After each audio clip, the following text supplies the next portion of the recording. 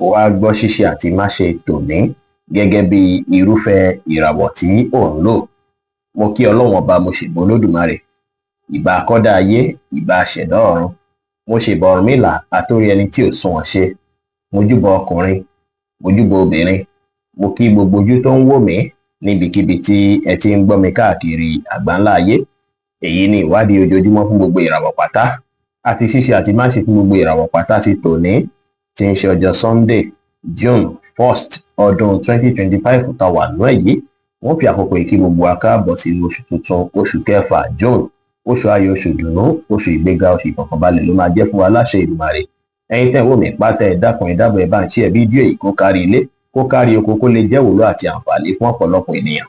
Kí ẹ sì má gbàgbé láti follow, kí ẹ sì subscribe kẹ́lẹ́ pẹ̀ láwọn tá máa jàǹfààní onírúurú fídíò tá à ń fi léde lójoojúmọ́ fún ìdàgbàsókè ìjọmọ ènìyàn. Ẹ̀yin tẹ́ sì fẹ́ ṣèwádìí onírúurú láǹfààní láti kàn sí wa ní WhatsApp 09033897161. Ẹ̀yin tẹ́ ń lò ràwọ̀ iná tó kanranyan Aries, ẹ̀yin tàbí láàrin March 21 sí April 20, ìgboyà máa wà fún yín púpọ̀ lọ́jọ́ tòní. bẹ́ẹ̀ sì lẹ máa lè lo agbára káká yín lórí ohun tó ṣe kókó fún yín láti ṣe lọ́jọ́ tòní. Lọ́jọ́ tòní gbogbo nǹkan kíkan tẹ́ bá dáwọ́lé ló máa yọrí sí rere. Iṣẹ́ tẹ́ bá ṣe ẹ máa ṣàṣeyọrí lórí rẹ̀. Bẹ́ẹ̀ sì ni ilé ni ó dára kí ẹ rẹra yín lẹ̀, kẹ́ ṣe dáadáa sáwọn èèyàn, àwọn àṣírí kọ̀ọ̀kan yín kí ẹ pamọ́.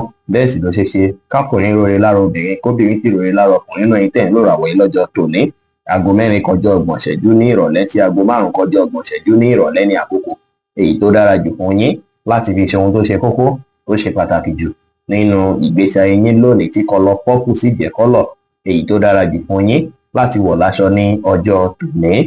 Ẹ̀yin tẹ́ ń lò ràwọ̀ erùpẹ̀ alámọ̀ Taurus, ẹ̀yin tàbí láàrin April 21 sí May 20, lọ́jọ́ tòní ó dára kí ẹ take break, kẹ́ relax dáadáa, kẹ́ create time láti relax tàbí kẹ́ lọ àkókò àti ìgbà tó dára pẹ̀lú àwọn olólùfẹ́ yín, pẹ̀lú àwọn tó jẹ́ bí ọ̀rẹ́ àbálásùmọ̀ yín tó lè mú kí inú yín dùn, káyọ̀ yín kún. Lọ́jọ́ tòní kẹ́ ṣòtítọ́, kẹ́ ṣòdodo láwùjọ àwọn èèyàn dára. Ẹ má fi gbogbo ọkàn yín ti gbogbo nǹkan kí nǹkan tẹ́ bá ń retí kó lè wọlé fún yín ní ìrọ̀rùn. Bẹ́ẹ̀ sì ni lọ́jọ́ tòní kò dára kẹ́ ṣe lè ohun tẹ́lẹ̀ múṣẹ fún èèyàn. Bẹ́ẹ̀ sì ni kẹ́ ṣe dáadáa sáwọn èèyàn. Ẹ bá àwọn èèyàn ṣe pẹ̀lú àwàdà àti ẹ̀rín, kẹ́ sì ṣìkí ara yín, kẹ́ tọ́jú ara yín dáadáa lọ́jọ́ tòní. Brown jẹ́ kọ́lọ̀ tó dára jù fún yín láti wọ̀ láṣọ lónìí. Aago 2 ní ọ̀sán sí aago 3 ní ọ̀sán ní àkókò èyí tó dára jù fún yín láti fi ṣe ohun tó ṣe kókó, tó ṣe pàtàkì jù nínú ìgbésí ayé yín ní ọjọ́ tòní. Ẹ̀yin tẹ́ ń lò ràwọ̀ afẹ́fẹ́ aláwàdà Gemini, ẹ̀yin tàbí láàrin May 21 sí June 21, lọ́jọ́ tòní á ṣe yín bí ìgbà pé kí ẹ wo àwọn ìwà kan tó ṣe pé kò dára tẹ́ ń wù láti jọ́ mẹ́ta, kí ẹ pátì pátápátá, tàbá àwọn kankan tẹ́ ń ṣe tó dàbí ìgbà pé kò dára, tàbá àwọn kan tó ṣe pé ẹ wà addicted pẹ̀lú ẹ̀ tí ó sì bójú mu. Ẹ lè fẹ́ pa gbogbo ẹ̀ tì pátápátá lọ́jọ́ tòní. Ẹ máa fẹ́ níwòye sí tuntun nípa ìgbésí ayé, ẹ máa fẹ́ wú àwọn ìwà tuntun lọ́jọ́ tòní. Èní lè dàbí ọjọ́ ìyípadà rere nínú ìgbésí ayé yín tẹ́ ń lò ràwọ̀ yìí. Ó dára bẹ́ẹ̀ kí ẹ wá ìyípadà rere fún ìgbésí ayé yín. Àwọn èròǹgbà rere lẹ́yìn gan fẹ́ máa gbàlérò fún dáadáa. Tẹ́sì ní fẹ́ fàyè gba gbogbo nǹkan tó dàbí àwọn èròkérò rárá.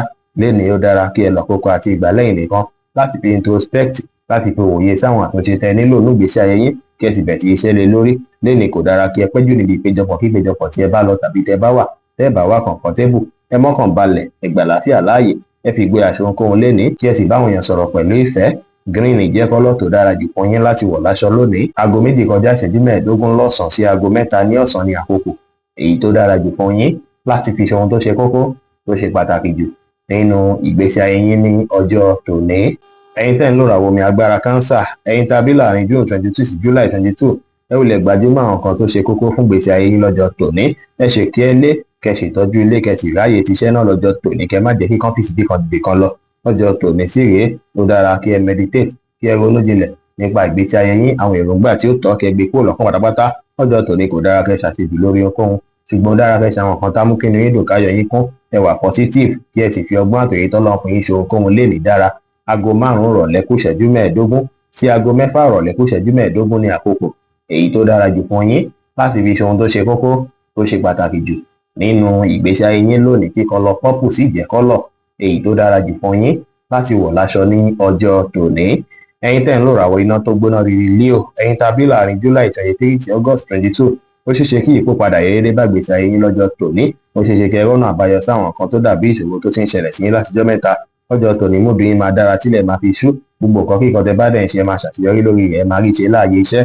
Lọ́jọ́ tòní kẹ́ lọ àkókò àti ìgbà láti fi pláànù nípa ọjọ́ iwájú, láti fi ṣe àwọn àtúntò kan nípa ohun tẹ́ ẹ̀ fẹ́ fọjọ́ wájú, kẹ́ sì gbajúmọ̀ṣẹ́ kẹ́ lè rere gbámú, kẹ́ ṣe dáadáa sáwọn èèyàn, kí ẹ pa àwọn àṣírí kọ̀ọ̀kan yín mọ́ lẹ́ni dára pẹ̀lú. Cream jẹ́ kọ́lọ̀ tó dára jù fún yín láti wọ̀ láṣọ lónìí. Aago 5 ní ìrọ̀lẹ́ sí aago 7:25 ní ìrọ̀lẹ́ ní àkókò èyí tó dára jù fún yín láti fi ṣe ohun tó ṣe kókó tó ṣe pàtàkì jù nínú ìgbésí ayé yín ní ọjọ́ tòní. Ẹ̀yin tẹ́ ń lò ràwọ̀ erùpẹ̀ funfun Virgo, ẹ̀yin tàbí láàrin August 23 sí September 23, inú yín máa dùn, ayọ̀ yín máa kún, ṣùgbọ́n ó ṣeéṣe kí ẹ ráwọn kùdìẹ̀kudiẹ kan lójú ọ̀nà àti ìṣàṣeyọrí yín, tí yẹn sì lè fẹ́ bí kí nǹkan dàbí ìgbà pé ó fẹ́ slow fún yín tàbí kẹ́yìn fúnra yín kẹfẹ́ máa ṣèmẹ́lẹ́ bákan bákan. Ẹ wulẹ̀ gbajúmọ̀ àwọn nǹkan tẹ́ ẹ̀ ń ṣe, kẹ máa wẹ̀yìn rárá. Ẹ gbájúmọ̀, ẹ bá ṣe ń gbájúmọ̀ sí lẹ́ẹ̀ ṣe máa wà motivated sí láti túbọ̀ máa tẹ̀síwájú lọ́jọ́ tòní. Kẹ plan ara yín, kẹ ṣe nǹkan yín létòlétò, bẹ́ẹ̀ sì ni kí ẹ ronú jinlẹ̀ dáadáa nípa àkọ́kí kan ṣáájú kí ẹ tó gbé ṣe, kẹ ṣàwọn kan tá mú kí inú yín dùn káyọ̀ yín kún, tí yín á sì jẹ́ kọ́kàn yín balẹ̀ pẹ̀sẹ̀. Ẹ má bẹnikẹ́ni jẹ́, ẹ má bẹnikẹ́ni fapá, ẹ mọ́kàn balẹ̀, kẹ gbà láfíà láàyè, kí ẹ báwọn èèyàn sọ̀rọ̀ pẹ̀lú ìfẹ́ dára. Ẹ wá gbọ́dọ̀ wáṣọ black rárá lénìí, látàrí pé kọlọ black jẹ́ kọ́lọ̀ tí ó dára rárá fún yín láti wọ̀ láṣọ lónìí. Aago 4:30 ní ìrọ̀lẹ́ sí aago 6 ní ìrọ̀lẹ́ ní àkókò èyí tó dára jù fún yín láti fi ṣe ohun tó ṣe kókó tó ṣe pàtàkì jù nínú ìgbésí ayé yín ní ọjọ́ tòní. Ẹ̀yin tẹ́ ń lò ràwọ̀ afẹ́fẹ́ márìmí fún Libra, ẹ̀yin tàbí láàrin September 24 sí October 23, ọjọ́ tòní ẹ máa nílò ọpọlọ pípé, ẹ sì máa nílò láti kíyèsára dáadáa, látàrí pé àwọn kankan lè ṣẹlẹ̀ lọ́jọ́ tòní tó lè má fi bẹ́ẹ̀ tẹ́yìn lọ́rùn, tó sì lè jẹ́ pé àwọn tó ṣe é pọ̀ jù yín lọ ló máa fẹ́ fà á. Ó lè jẹ́ ọ̀gá, ó lè jẹ́ ẹnikẹ́ni tó jù yín lọ. Ọjọ́ tòní ẹ rí dájú pé ẹ cooperate díẹ̀ pẹ̀lú wọn, kẹ́ sì fi ìwòye sí, kẹ́ fi máa bá gbogbo nǹkan lọ bó ṣe ń lọ lọ́jọ́ tòní, kẹ́ sì kíyèsára pẹ̀lú àwọn ọ̀rọ̀ tẹ́ máa sọ jáde lẹ́nu, kí ó má jẹ́ pé bóyá ọmọ bá lo ọ̀rọ̀ yín against yín pé ìgbọ́dọ̀ ṣàṣọ̀rọ̀ báyìí, lágbájá ṣàlò wí báyìí. Ọjọ́ tòní ẹ ní láti kíyèsára dáadáa, gbogbo nǹkan tó dàbí issue ìgbùgbẹ̀ pátá ló máa rọrùn láìpẹ́ láì jìnnà. Ẹ ṣáà rí dájú pé ìwòye sí àwọn nǹkan tó lè fẹ́ bí issue, kẹ́ sì yá fi ọgbọ́n àtòyè tọ́lọ́ fún yín, kẹ́ sì yá fi mójútó gbogbo ẹ̀, kẹ́ sì fi ẹ̀lẹ̀ àti ìkíyèsára mójútó. Lẹ́ni ẹ má kàn dídí bó ṣe ẹ lọ lórí ohunkóhun, ẹ wà smart, kí ẹ wà focus, kí ẹ sì fọgbọ́n àtòyè tọ́lọ́ fún yín ṣe ohunkóhun lẹ́ni dára. Off-white jẹ́ kọ́lọ̀ tó dára jù fún yín láti wọ̀ láṣọ lónìí. Aago 10 láàárọ̀ sí aago 11 láàárọ̀ ní àkókò èyí tó dára jù fún yín láti fi ṣe ohun tó ṣe kókó tó ṣe pàtàkì jù nínú ìgbésí ayé yín ní ọjọ́ tòní. Ẹ̀yin tẹ́ ń lò ràwọ̀ omi tútù Scorpio, ẹ̀yin tàbí láàrin October 24 sí November 22, agbára kankan máa wà fún yín, ara yín sì máa yá gágá púpọ̀ gan lọ́jọ́ tòní. Ní pàtàkì láti gbájúmọ́ṣẹ́ lọ́jọ́ tòní, gbogbo kan kíkan tí ẹ bá fọkàn yín sí pátá lẹ máa fẹ́ ṣe láṣeyọrí, tó sì jẹ́ pé ẹ máa padà ṣàṣeyọrí lórí rẹ̀. Ọjọ́ tòní máa wà very creative, àwọn èèyàn láti máa lè tẹpá mọ́ṣẹ́ dáadáa, bẹ́ẹ̀ sì ni kẹ́ wá rí dájú pé ẹ ṣàṣejù lórí ohunkóhun, pàápàá ẹ wulẹ̀ stress ara yín ju bó ṣe yẹ lọ torí ìlera ara yín, ẹ̀rẹ̀ ara yín lẹ̀kẹ́ ṣe dáadáa sáwọn èèyàn, kẹ́ sì ṣàwọn kan tá mú kí inú yín dùn káyọ̀ yín kún lè ní dára. Aago 11 láàárọ̀ sí aago 12:30 ní ọ̀sán ní àkókò èyí tó dára jù fún yín láti fi ṣe ohun tó ṣe kókó tó ṣe pàtàkì jù nínú ìgbésí ayé yín lónìí, tí kọlọ wáìnì tí jẹ́ kọ́lọ̀ èyí tó dára jù fún yín láti wọ̀ láṣọ ní ọjọ́ tòní. Ẹ̀yin tẹ́ ń lò ràwọ̀ inú àtùpà Sagittarius, ẹ̀yin tàbí láàrin November 23 sí December 22, lọ́jọ́ tòní a ṣe yín bí ìgbà pé kẹ́ máa káàánú àwọn èèyàn, kẹ́ ṣàánú fáwọn èèyàn lọ́jọ́ tòní. Ó sì dára púpọ̀ kí ẹ ṣe bẹ́ẹ̀, tẹ́ bá ń fìlì bẹ́ẹ̀ wulẹ̀ ṣe bẹ́ẹ̀ ló dára o. Ẹni tẹ́ bá nípa láti ṣèrànlọ́wọ́ fún, kí ẹ ṣe fún lọ́jọ́ tòní, kódà á bí ìdùnnú fẹ́yìn gan tí lè rí ó fi ṣú ni. Ọjọ́ tòní kẹ́ tẹpá mọ́ṣẹ́, kẹ́ rẹra yín lẹ̀, kẹ́ ṣe nǹkan yín létòlétò, kẹ́ sì ṣe dáadáa sáwọn èèyàn pẹ̀lú. Aago 5:20 sí aago 6:20 ní ìrọ̀lẹ́ ní àkókò èyí tó dára jù fún yín láti fi ṣe ohun tó ṣe kókó tó ṣe pàtàkì jù nínú ìgbésí ayé yín lónìí, tí kọlọ sea green tí jẹ́ kọ́lọ̀ èyí tó dára jù fún yín láti wọ̀ láṣọ ní ọjọ́ tòní. Ẹ̀yin tẹ́ ń lò ràwọ̀ erùpẹ̀ eléruku Capricorn, ẹ̀yin tàbí láàrin December 23 sí January 19, ọjọ́ tòní ẹ máa nílò ọpọlọ pípé lórí ohunkóhun lọ́jọ́ tòní, pàápàá tí ẹ bá ń sọ̀rọ̀. Ẹ rí dájú pé ẹ ṣe nǹkan tàbí sọ̀rọ̀ tó ṣe é pé máa padà regret lórí rẹ̀ létà ó. Lẹ́ni kẹ́ sára, èèyàn kan lè fẹ́ wá láti wá tọ́ yín ní sùúrù lọ́jọ́ tòní, tí yẹn sì lè fẹ́ jẹ́ kẹ́ máa bínú àbí kanra. Ṣùgbọ́n tẹ́ bá dá wọn lẹ́kùn kọ́ máa ṣe bẹ́ẹ̀ mọ́, ẹ máa lè lo ọ̀rọ̀ òdì, ẹ sì máa lo ìbínú rárá, ẹ fẹ̀lẹ̀ bá wọn sọ. Ẹ bá sì rí pé lè fẹ̀lẹ̀ bá wọn sọ, ẹ wulẹ̀ kúrò láyìíká bí tó wà, kálàáfíà lè gbalẹ̀ láwùjọ yín. Ẹ free mind yín, ẹ wà positive, ẹ má ṣe ohun tó lágbára jẹ̀mí yín lọ. Ẹ mú sùúrù lò, kí ẹ gbàlàáfíà láàyè lẹ́ni dára. Blue jẹ́ kọ́lọ̀ tó dára jù fún yín láti wọ̀ láṣọ lónìí. Aago 2 ní ọ̀sán sí aago 4 ní ọ̀sán ní àkókò èyí tó dára jù fún yín láti fi ṣe ohun tó ṣe kókó tó ṣe pàtàkì jù nínú ìgbésí ayé yín ní ọjọ́ tòní.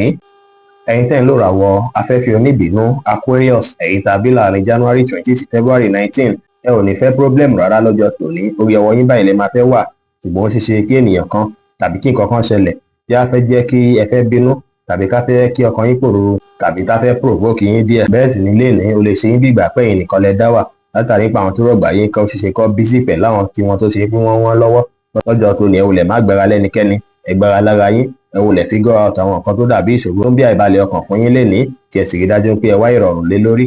Lénìí kò dára kí ẹ sọ̀rọ̀ òdì àbí ọ̀rọ̀ àìtọ́ sí èèyàn. Ẹ ṣe dáadáa sáwọn èèyàn kí ẹ gbà láfíà láàyè kí ẹ sì má ṣe jẹ́ kí ìmọ̀lára yín lágbára jù yín lọ lénìí. Green jẹ́ kọ́lọ̀ tó dára jù fún yín láti wọ̀ láṣọ lónìí. Aago 3 kọjá 30 ìṣẹ́jú ní ọ̀sán sí aago 5 ní ìrọ̀lẹ́ ní àkókò èyí tó dára jù fún yín láti fi ṣe ohun tó ṣe kókó tó ṣe pàtàkì jù nínú ìgbésí ayé yín ní ọjọ́ tòní. Ẹ̀yin tẹ́ ń lò ràwọ̀ omi tí kì í ru Pisces, ẹ̀yin tàbí láàrin February 20 sí March 20, ó ṣeé ṣe kó ṣe yín bí ìgbà pé ẹ̀ tiẹ̀ lókun láti ṣe nǹkan kan tàbí kẹ́kọ̀ọ́ máa ṣiṣẹ́ kó dàbí ìgbà pé distraction pọ̀ púpọ̀. Ọjọ́ tòní ẹ rí dájú pé ẹ maintain focus yín kẹ́ lè ṣàṣeyọrí lórí nǹkan kíkọ tẹ́ bá ń ṣe láàyè iṣẹ́. Ẹ rí dájú pé ẹ ṣe nǹkan yín létòlétò kẹ́ sì rí dájú pé ẹ tètè bẹ̀rẹ̀ iṣẹ́ lọ́jọ́ tòní. Ẹ̀yin tẹ́ bá níṣẹ́ tó ṣe kówó tí ẹ fẹ́ ṣe lọ́jọ́ tòní, ọjọ́ tòní dára púpọ̀ láti fi plan láti fi iṣẹ́ lórí àwọn nǹkan tẹ́ ẹ fẹ́ fún dáadáa fún gbèsè ayé yín kẹ́ sì bẹ̀rẹ̀ iṣẹ́ lé lórí díẹ̀díẹ̀. Ẹ tẹpá mọ́ṣẹ́ kẹ́ ṣe dáadáa sáwọn èèyàn. Ẹ rẹra yín ńlẹ̀ kẹ́ sì wà determine lénìí dára. Red jẹ́ kọ́lọ̀ tó dára jù fún yín láti wọ̀ láṣọ lónìí. Aago 3 ní ọ̀sán sí aago 5 ní ìrọ̀lẹ́ ní àkókò èyí tó dára jù fún yín láti fi ṣe ohun tó ṣe kókó tó ṣe pàtàkì jù nínú ìgbésí ayé yín ní ọjọ́ tòní. Bí ó ṣe jẹ́ nìyẹn fún gbogbo irúfẹ́ ìràwọ̀ méjìlá tó wà pátá. Ẹ̀yin tẹ́ ń wò mí pátá ẹ má gbàgbé pé Ọlọ́run bo Olódùmarè nìkan lọ́ba tó ní ìmọ̀ jùlọ. Fẹ́yìn tẹ́ fẹ́ ṣèwádìí onírúurú ẹ láǹfààní láti kàn sí wa ní WhatsApp 09033897161. Ire gbogbo á jẹ́ tiwa lónìí, lọ́sẹ̀ yìí, lóṣù yìí àti ní gbogbo ọjọ́ ayé wa láṣẹ Èdùmàrè. Ire o.